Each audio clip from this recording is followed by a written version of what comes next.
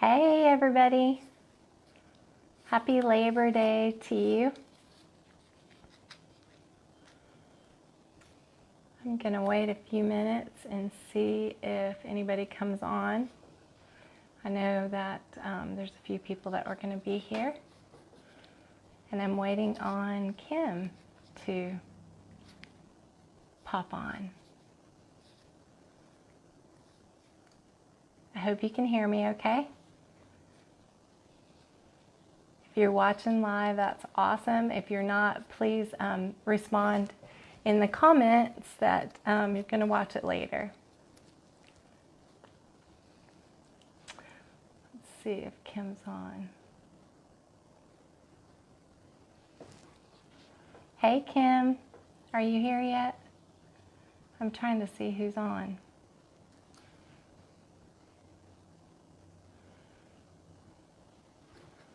Say hey if you're watching. I'll give it a few more seconds and wait for Kim to pop on. I wanted to introduce you tonight for a very, hi Nancy, thank you. I wanted for you all to meet somebody that's very near and dear to my heart. Her name is Kim Craig, and she is someone that I've met in the last couple of years, and she's kind, and she's quiet, and she's strong. She's patient. She loves Jesus and her family and her church family.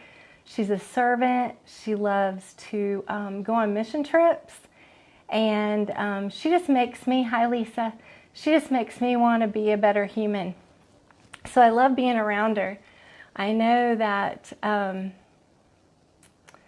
we've been talking a little bit about positive influences in our life, and she is definitely a positive influence in my life. Hi Bill, hi Kim. I'm still waiting for her to pop on. So while I'm waiting for her to pop on and chat with us, I wanted to share a scripture with you. Proverbs 27:17 is iron sharpens iron, so a friend sharpens a friend. And that was one of the things that we were going to talk about tonight. I really wanted you to meet Kim and see why I love her so much, and let her share with you what her passions are and what she does. So I'm going to give it a few more seconds and see. Hey Eloise, hey Beth.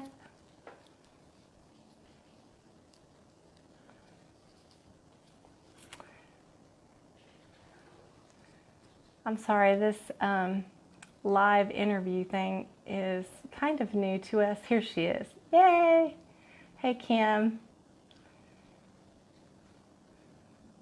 Let's see. I have to add her. Okay. Give me 1 second. There you go. Hey. She'll pop on here in just a second. There she is. Hey, the woman of the hour. My volume isn't good. No, hold on a second. Can you hear me? Can you hear me? Yes. Oh, there, I can hear you now. Sorry about that. Good. Okay. So I was just explaining to all these sweet people why you are so important to me. And I didn't get to share that, but I wanted with you on here, but I wanted them to know how much I think of you, and that you're kind and quiet and strong and patient, and you love Jesus and your family and your church family. And today I just wanted to tell you that you make me want to be a better human, and I love that about you. But a little bit more about you, I'd like to share with others your passion and what you like to do. So if you don't mind, tell us a little bit about yourself and what you do. Okay, I made some notes so I wouldn't forget to say anything important that I wanted to say. I know it's just about me, but I still made some notes. So I am a wife and a mom of three, and I'm an occupational therapist, and I love to help children with disabilities. I am passionate about following the plan that God has for me. And recently this year, I'm learning to love gardening, and also I've learned a lot more in the past year about living as chemically free as possible for mine and my family's health. Awesome. So, what keeps you motivated every day? I try to live every day with gratefulness and know that God will guide me if I'm looking for Him in every day. And I read this quote, but I did not bring that book to the porch with me, that I wanted to from my Bible study. I've been doing a Bible study from Beth Moore called The Quest, and I really loved it. I've just been kind of slowly going through it because she gives lots of homework in her Bible studies, and so since they're really deep, I mean, there's a lot of meat to kind of go through. So I've been kind of slowly just reading through all of that and applying that, and I've loved it. And what she said today about people with a grateful heart was really beautiful. That they smile easily, and they give freely, and that they live with a sense of like a childlike wonder about the world. And I thought that is the kind of person that I want to be. So I try to live every day just thinking about what I could be grateful for. And when things start kind of falling apart, like they do, it happens a lot. When things start falling apart, I try to just bring myself back to things that I'm thankful for, and it will kind of reset my mindset. Absolutely. I love that. On your chemical-free living journey that you've been on, what does that entail, and how has it helped you and your family? Um, I have, sorry, I got distracted. I, yeah. Okay, so the chemical-free living journey has been with Young Living, and I've been just learning about all the health benefits that oils have, and using those just in daily things that come up. They've really been solutions for our family, and just just things as a mom that you're not quite sure how to handle sometimes. When you learn what they can do for you and what different supplements can do for you, and that really gives you options that weren't there before. Yeah. Okay. Uh, Awesome, awesome. So, I know that you have a vision for your future because we've talked about it. And before we started hanging out together, neither one of us had really ever thought about that, really like dreaming and having a future. And isn't that exciting to do that? And especially It to is. do it with somebody that you really care about and you admire, like I do with you. It's just cool to know each other's vision. And if you would, I would love it if you would share with everyone here what your vision is or your testimony, because both those are very special to me, knowing what they are and knowing who you are. Okay. Um, Excuse me. I well, I for my testimony, I trusted Jesus as my savior as a child. I was only 5, and then I thought for a while that I needed to get saved every time I did something bad or something, because as a child you don't understand everything. So it took me a little while to completely grasp the fact that once you ask Him into your heart and you have that faith and you believe that He died for you, that you don't have to keep asking again. You get that gift of salvation. It's a gift. And then for my Young Living journey, the reason that I've been pushing myself and finding time to share with others and to do these videos that I've been doing videos live for the past little bit, is because I want to help others find solutions like I have with these amazing things that are made by God to perfectly work with our bodies. And financially, I want freedom through doing this business, this side business. I have a full-time job too, and a mom job, of course, so that's also full-time. But through this, to be able to choose how I spend, how we can spend our money, not just to pay bills and to buy food and but to be able to bless others with this tool, I want to have enough, like have it in abundance, so that there's just enough just to see a need and be able to meet that need. Um, I'll always giving God the glory for that, because He would be the one to provide it. But with essential oils, like to be able to just give that to someone as a gift, like, or someone that can't afford it but really needs it, specifically with Yes. missionaries in mind. But just other, like, people that you just run across that you just know how badly they need this, but you know Mm-hmm. just can't Yeah. financially find the way to make it happen. Yeah. Well, I know when you first shared that vision with me, and what was in your heart, I know that all I could picture was us getting off a plane anywhere, whether it be Nicaragua or wherever we should happen to go, because we both like missions, is being able to just take these boxes and boxes. I could see us carrying boxes and boxes of wellness kits and handing them out to everyone. Yes. And what a blessing that would be. I can't even imagine what my heart would feel that day to be able to know, because I know we take care packages when we go on mission trips, Yes. but to be able to take them something that's going to help them support every part of their body, and to be Yes. able to just have the freedom and the financial freedom to just hand it to them and say, this is yours. That Yes. really was, that was awesome to see your heart. And that was kind of what I saw, when you were telling me that. And I felt the same way. I thought, that would be so great to just be able to give more than what we receive. And that's really what God's kingdom is about, is helping each other. Right. And like, being able to take it to someone and teach them how to use these things to support their body so that they don't get sick, they don't get Yeah. illnesses in a place where the healthcare is, so much less than what we have here. I mean, we're blessed in America to have very good health Yeah. care. We can go to a doctor if we need to, but it would be even so much better if we didn't have to go to the doctor. Yeah. And Yes. so I would love to be Yes. able to give that to people. Yes.